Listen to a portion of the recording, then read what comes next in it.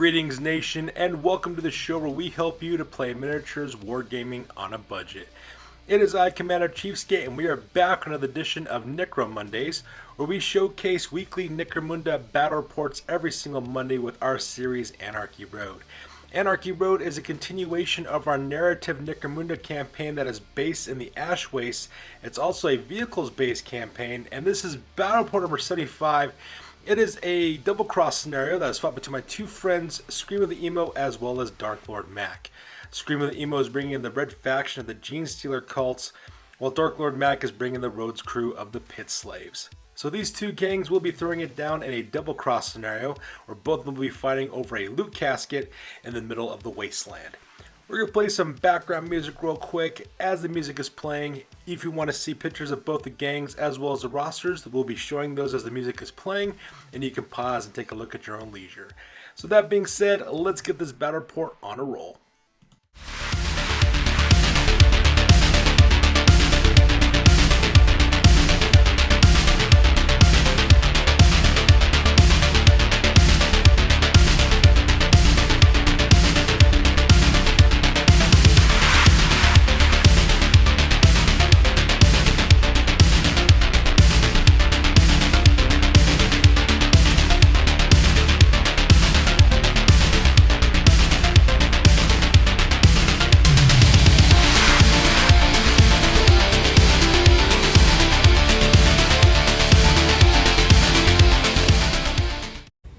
Ladies and gentlemen, boys and girls, dying times here.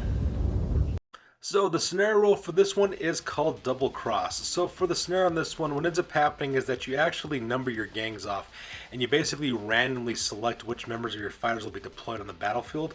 There's a couple of ways you can do this. You can put your numbers of your gang members on slips of paper and put in a hat or something, and slowly pick out and just kind of put them over a place they want on the tabletop. The idea is that they can't be within 8 inches of a table edge, and they can't be within 2 inches of another slip of paper, so you have no control of where your gang is deployed at for the most part. Now once the game starts, you have what's called the panic fire phase, where basically each of the fighters take turns shooting at each other. Now these weapons are single shots only. You have to roll a 6 to at least hit your enemies, and the order that it goes in that fighters armed only with pistols fire first, then by fighters armed with basic weapons, followed by fighters with special weapons, and then finally fighters with heavy weapons as well. Now during the panic fire phase, you have to roll a 6 in order to hit, and because people are getting hit in this opening part, no one has to take cool tests or nerve tests during this time period as well, because it's kind of part of the scenario rules. Once that's over, the normal rules apply for Necromunda as well. Rolling road rules will take place on the second turn of this campaign as well, and pretty much any of the scenario is pretty simple. There is one loot counter that is randomly given to a fighter on the table. Whoever takes that loot counter and escapes off the table edge with it is the one that wins. Or of course, obviously, if you drive your enemy off with bottle tests. Now for experience points on this one, because it is a road war scenario, you earn D6 experience points for surviving, plus you get 5 experience points for each enemy that you manage to take out of action. And if you're a fighter that manages to capture the loot counter and escape with it, you earn additional 10 experience points as well. The loot counter itself is worth 3d6 times 10 credits to whoever ends up having it. And for reputation, the winner earns D3 reputation points, while the loser earns 1. And if each gang is fighting each other for the very first time, which in this case they are, they both earn 1 point of reputation. And if any gang bottles out, they lose that point of reputation. So with the scenario rules over, let's go and talk about the battle plan as well as deployment. Alright, so here's an overhead shot of the entirety of the battlefield. As you can see, my two friends are fighting on a 4x6 table, and for the most part, the Pit Slaves are lined up on the left-hand side of the table, while the Genestealer Cultists are lined up on the right-hand side. So like I said before, when it came to positioning these guys, it was pretty much random. Where you just picked a piece, you kind of put on the table. So long as they were not within 2 inches of each other or 8 inches of a table edge, it pretty much worked out for the most part. And the idea is that you want to escape off the left-hand side of the tables where they're trying to escape from at this point.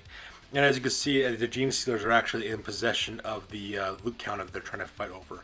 Now, as for the tactics on this one, my friends really didn't have any tactics on this because it was all totally random of where they were going to go for the most part. So it's really hard to have a tactic on that one. Suffice to say, they're both planning to just try to get the loot counter as quick as they can and try to escape the table as quick as they can as well, so that way they can earn the rewards. So with the battle plan over, let's go and talk about deployment real quick. So starting on the bottom third of the battlefield on the left-hand side, on the very bottom there we have, what's his name, Val the Impaler. He is a pit slave. He's got armor plates, a rock drill, as well as a stun gun with dum-dum rounds, as well as the escape artist skill. Right next to him on the top in the center, that is Doc Dealgood. He is a servitor. He's got armor plates. He's also got shears, as well as a heavy stubber. He's got the industrial machine special rule, as well as the escape artist rule. And then right above him on the top there, that's a member of the Genestealer Cultists. That guy's name is Drisso. He is a neophyte hybrid who's armed with a hazard suit, a respirator, a grenade launcher with frag and crack grenades, as well as an auto pistol. So on the right hand side where the Genestealer Cults are located, on the very top there, that character's name is Zyban Black. He is an Aberrant who's armed with mesh armor as well as a power pick. He's also got the unstoppable special rule. Right beneath him is Virion Thrace. He's the cult adept who's also the leader of this gang as well. He's got mesh armor, a cult icon, an auto pistol, as well as a psychic familiar called the Mimic. He's also got a commanding presence as well as telekinesis ability. And right beneath him, that character's name is Jarek. He is a neophyte hybrid. He's got a hazard suit, a respirator, an auto gun, auto pistol, as well as blasting charges. And up on the top left-hand side, in the top left-hand corner, that is Spartacus. He is a pit slave chief. He is the leader of the road crew. He's got armor plates, paired shears, as well as a plasma gun. He's got a commanding presence, escape artist, as well as the overseer ability. In the center of the left-hand side, we have the vehicle called the Wrecker. It is the vehicle for the road crew. It has a large type hull. It's got polecat boarding pikes. It's got 2 of those. It's got a weapons cache with boomstick, as well as a tool locker, as well as a kill switch. And driving that vehicle is Mayday. She is the gang's techno. She's got a last gun. She's also got the escape artist, as well as the fixer special rule. On the right-hand side of the deployment area, on the left-hand side, that is Crixus. He is a pit slave. He's got armor plates. He's got shears, as well as a stub gun and dum-dum rounds, as well as the escape artist skill. Right next on the right-hand side, that is the Goliath. It is a large type vehicle that's used by the Genestealer Cults. It's got an enclosed crew, as well as weird charms, weird totems, as well as a boarding plank. It's also got a turret-mounted heavy flamer, as well as a ramming prow. And then right above him is Mordecai Black. His name is an Aberrant. He's got mesh armor, a power hammer, as well as the unstoppable skill. And the guy driving this vehicle, his name is Rouse. He's a neophyte hybrid. He's got a hazard suit, respirator, as well as an auto pistol. And finally, I make up the top third of the battlefield. We already talked about Mordecai Black. He's the guy on the bottom there. On the right-hand side, that is Garrison Starn. He's a hybrid acolyte. He's got a hazard suit, a respirator, 3 auto pistols. He's also got the extra arm upgrade, as well as nerves of steel. And next to him on the left-hand side, that character's name is Buzzkill. He's a pit slave. He's got armor plates, a buzzsaw with stub gun and dum-dum rounds, as well as escape artist skill. And that pretty much makes up the deployment on this one. So with deployment over with, we go directly to the panic fire phase. Now, during the panic fire phase, unfortunately, almost nobody hits anybody because you have to roll a 6 in order to get that shot off. However, there is one weapon, though, that automatically hits, and that belongs to the Genestealer Cults. My friend, Screaming Emo, activates his driver, Rouse, who then operates the turret-mounted heavy flamer that's on his vehicle. He turns it and fires it directly into the leader, Spartacus, who's actually the closest target to him, and engulfs him in a sheet of fire. He does manage to hit Spartacus, but he only manages to put a wound on that guy as well, and he also fails to catch him on fire. So because that Spartacus right now is currently pinned, and he's also lost 1 wound. So with the panic fire phase over with, we go directly to the top of turn number 1, and both of my friends roll off for initiative to see which of them will be going first. So that takes directly to the top of turn number 1, and the Pit Slaves manage to get the initiative on this one. So Dark Lord Mac activates his first fighter. His name is Crixus.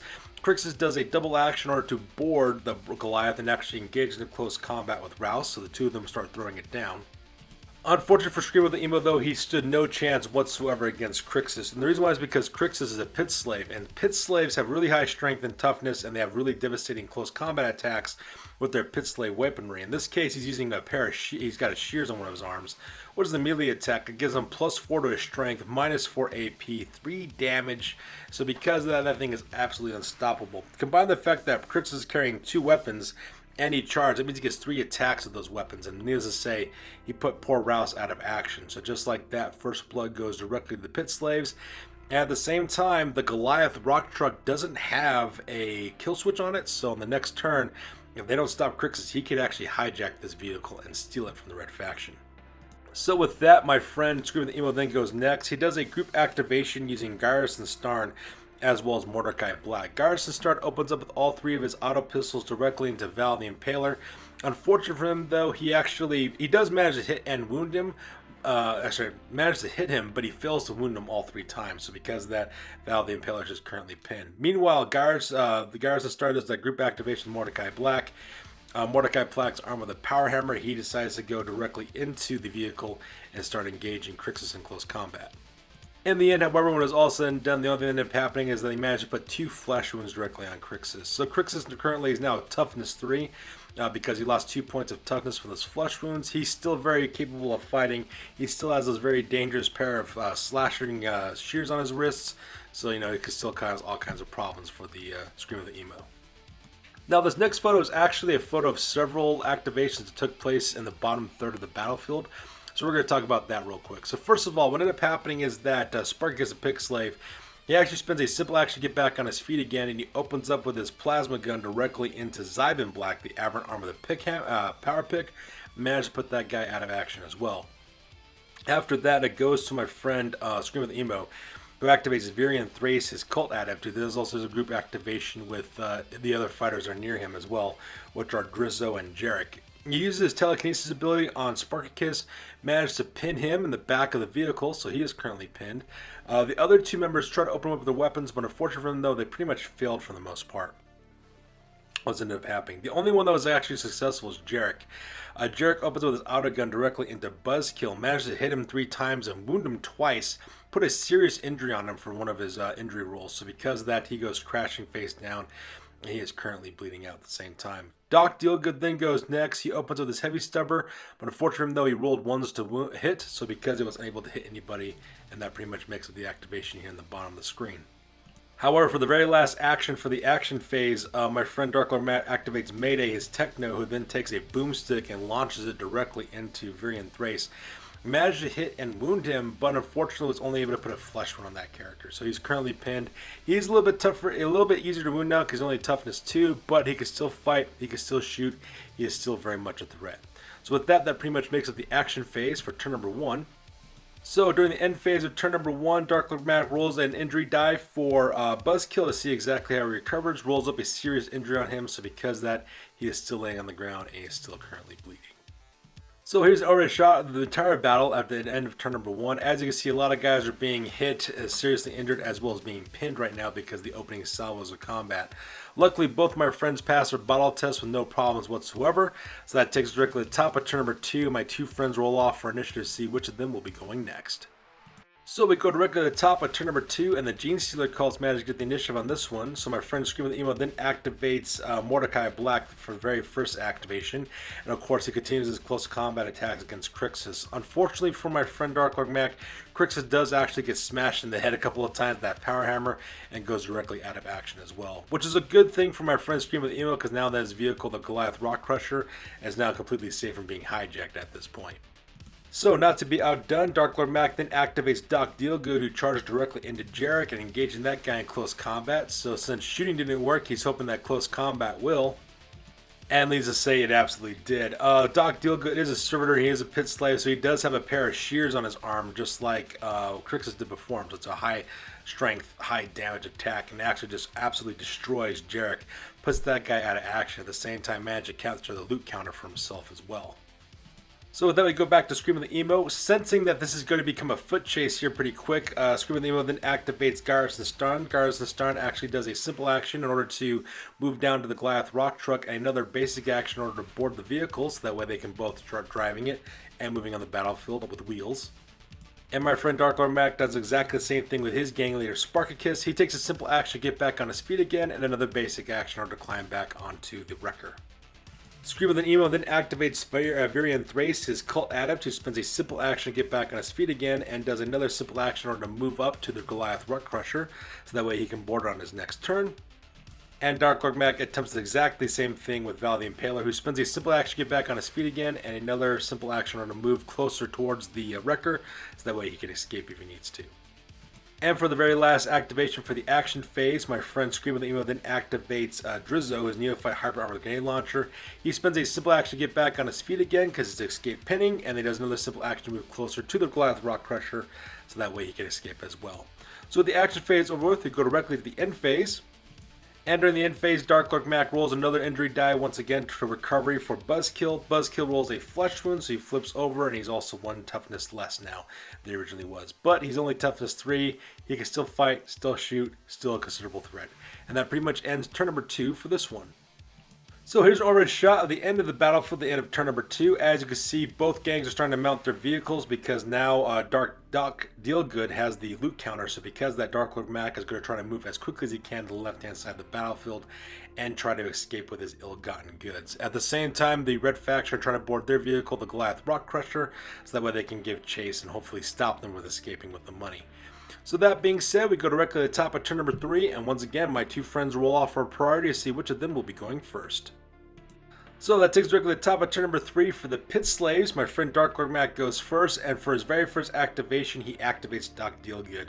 Doc Dealgood does 2 simple actions by moving forward to the left-hand side twice, moving 12 inches, moving as quickly as he possibly can while carrying the loot counter at exactly the same time. Meanwhile, Scream of the Emo does a group activation for Varion Thrace, his cult adept, who can do a group activation with 4 fighters. At that time, what he did is that basically all the crew members of the Red Faction board the Goliath Rock Crusher, and then he orders the driver to ram the back of the wrecker. So because of that, the Goliath Rock Crusher goes smashing to the back of the wrecker, manages to put 3 wounds directly onto that vehicle as well. And at the same time, the Goliath Rock Crusher takes no damage in return because it has a ramming prow, which means they don't have to worry about taking any damage from rams. However, it proved a little too late, because what ends up happening is that my friend Dark Lord Mac decides to activate his gang leader Spartacus, who uses his group activation to activate Mayday. Mayday does a double movement to the left-hand side, getting it all the way directly to the edge of the table. And he uses his commander's Overseer skill on Doc Dealgood, and Doc Dealgood, of course, does another set of actions, moving up 12 inches to the left-hand side of the table and getting directly to the end of the table to escape with the loot counter. And with that, that takes us directly to the end of the game, with the Pit Slaves scoring a victory on this one, managing to escape with the loot counter all the way on the left-hand side of the table. So now that the scenario is over with, we're going to directly to the post-game and the after-action report, because this game is now officially over. Alright, first of all, let's talk about the Genestealer Cult. They suffered 3 injuries in this scenario. Zyban Black suffered a humiliating injury, losing 1 point to his leadership as well as to his cool. Rouse also suffered a spinal injury, earning -1 to his strength. And Jarek actually rolled up an out cold result, so he's perfectly fine. For advancements, 6 members of this gang did advance. Garrison Starn leveled up to level 2, earning +1 to his toughness. Mordecai Black leveled up to level 3, earning +1 to his toughness. Zyban Black also leveled up to level 3, earning +1 to his toughness as well. Rouse leveled up to level 4, earning +1 to his Ballista skill. Jarek leveled up to level 2, learning +1 to his initiative. And the Mimic, which was the little familiar that was on the tabletop, he leveled to level 2 as well, getting +1 to his strength characteristics. Now, from his territories, from his wastelands, he earns 1 point reputation, and he rolled a 5 on the wasteland table, meaning that his gang found mutant animals. So because of, they hunted those animals down and also dwarf starvation, at the same time netting themselves 10 credits as well. In the end, my opponent decided, my friend Scream of the Emo then took his 10 credits, put it directly into his stash, and from his original stash, he spent 40 credits for his gang, so that way they won't have to worry about doing the starvation portion of it. For his reputation, he earns 1 point reputation from his territories, 1 from the scenario, as well as 1 for fighting against the road crew for the very first time, bringing his grand total to 5 points reputation. His new record now is at 0 wins, 1 loss, and 1 draw, and his new gang rating now is at 2,195 points. Meanwhile, for the road crew on this one, they only suffered 1 injury, which is Crixus, and he suffered an out cold result, so he's perfectly fine. For advancements, 5 members of this gang did advance. Spartacus leveled up to level 3, earning +1 to his toughness. Mayday leveled up to level 3, earning +1 to her toughness. Doc Dealgood actually leveled up to level 5, so he gained a bunch of levels because of people he put out of action as well as carrying the loot counter. He got +1 weapon skill, +1 Ballista skill, as well as +1 toughness. Val the Impaler leveled up to level 2, earning +1 to his movement, and Crixus leveled up to level 5, so he leveled up twice, earning +1 to his strength as well as +1 to his intelligence. Now from the territories, from the Wasteland territory, they earn 1 point reputation, and during that time period they also found a mineral outcropping, earning 10 credits for their gang, and they also captured a new territory, which was the Urchins territory. So how that one works is that whenever he sends a fighter to go work the Urchins territory, that fighter needs to take a leadership test, and if they pass, he rolls 2d6, and that's how many Urchins generate d6 credits for his gang. In this case, the Urchins earned 55 credits. And if he rolls doubles at all for his leadership test, that means he recruits a Jew for his gang as well. Now, the Pit Slaves don't have juvies per se, so because of that, if that ends up happening, he earns additional d6 times 5 credits. Now, from the training post, he earns 120 credits from the scenario for capturing the loot counter, as well as 65 credits from his territories, and the 36 credits he had in his stash gives him a grand total of 221 credits. He spent 35 credits on that, 30 credits to avoid starvation for his gang, and he also spent 150 credits recruiting a pit fighter named Gannicus, who's armed with twin shears, and he put the remaining 41 credits directly into his stash. Now for his reputation, he earned 3 points of reputation from the scenario as well as 1 from his territories. He also earns an additional reputation for fighting against the Red Faction for the very first time, which brings up his grand total reputation to 11 points. His new record now is at 1 win and 3 losses, and his new gang rating now is at 2,085 points. So that's going to do for this one, you guys. As always, please feel free to like, comment, and or subscribe. Your guys' input is valuable to us as always. Also check us out on Facebook, Instagram, as well as blogger.com for all the latest, greatest hobby news related to our channel. That's going to do for this one, you guys. We'll catch you guys next one. Peace out and stay classy.